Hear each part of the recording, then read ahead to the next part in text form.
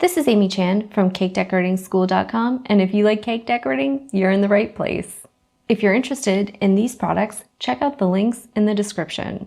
In this video, we're going to be talking about the 9 essential colors we use when blending the variety of colors we use in cake decorating and other sweet projects.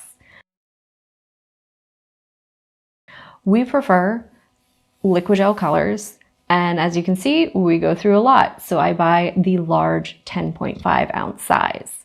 All of these colors also come in a kind of a medium 2.3 ounce size and a very small 0.7 ounce size. So if you're looking to just try things out or you haven't used Liqua-Gels before, all these colors come in these small bottles. So it's a good sample size to spend money on to see if you like them and make sure that you do.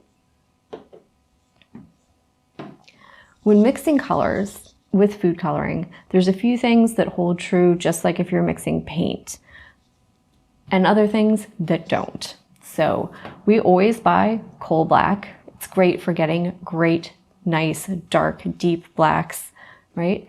And then brown. This is one of those colors, if you try to mix it in food coloring, you will not be successful. It's nearly impossible. So we like the Buckeye brown. It gives us a nice, rich, kind of true brown color that I can use other colors to tweak to end up with a variety of shades. The other color that you can't really mix the way you would in paint is purple. And we just go with the standard violet. It gives you a nice true purple that's an even blend of red and blue. And then I can use various reds and blues to tweak it however I want. Even pinks if I'm looking for something like lilac. So it's a great, great base color and it'll give you wonderful purples. As far as reds go, we typically buy 2. We get red, which is a nice cool red, and then tulip no taste, which is more of a warm red. So it has a bit of a more orangey feel. Blending the two gives us a beautiful red every time. And reds are one of those colors where generally when you're mixing it in buttercream, you want to stop at the point where you're questioning whether it's red yet or not, and let it develop some, and it'll develop and oxidize into a beautiful deep red. If you end up adding too much color, sometimes you start looking like you're making stuff for, I don't know, crime scene photos. It gets too dark, too burgundy, and starts to look a little crusty. So it can take some time to find the right balance of amount and shades of red to get you that perfect, beautiful red.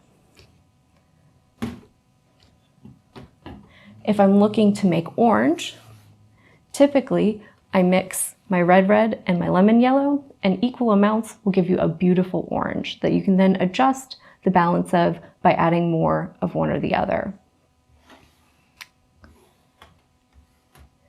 If I'm looking to make blues, it depends a bit on what shade.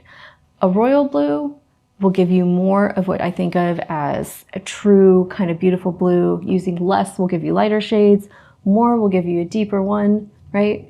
And then sky blue. This is more of an aqua shade. It's great if you're looking to make a beautiful sky baby blue, or if you're trying to make teals or aqua colors, right? So there's 2 different kind of base shades of blue that I buy that allow me to mix and blend a big variety of colors. I also use this to my advantage when mixing greens. Now, if you have to do a lot of green, you can of course buy green shades of food coloring. We already have the base components we need to make just about any green we need to. We're not doing things that are heavily, say, on holidays like St. Patrick's Day, Christmas, Mardi Gras, just to name a few, where buying green would make life more efficient or cost effective for us. So we choose to simply blend them. And having these 3 colors does just about anything we need. So if we're looking more of a true green, it's those 2, the royal and lemon. And if we're looking for something that's a little more citrus, right? So think bright, fun, festive, orange, lemons, and limes kind of tone, we're going for the sky and the lemon. And lastly, we have our pink. And this is one where you can use just a little bit of a red shade and you get a nice, lovely light pink.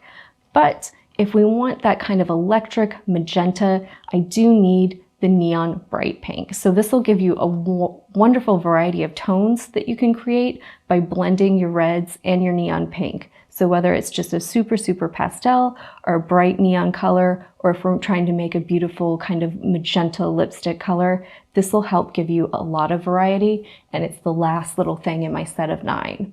So I can use these to blend just about any shade I need to.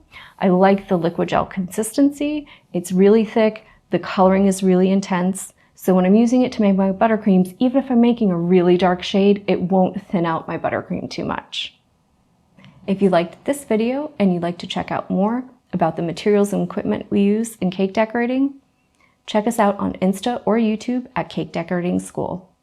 If you're interested in learning cake decorating, you can learn more about our yearly membership at www.cakedecoratingschool.com. And if you're interested in these products, you can check out the links in the description.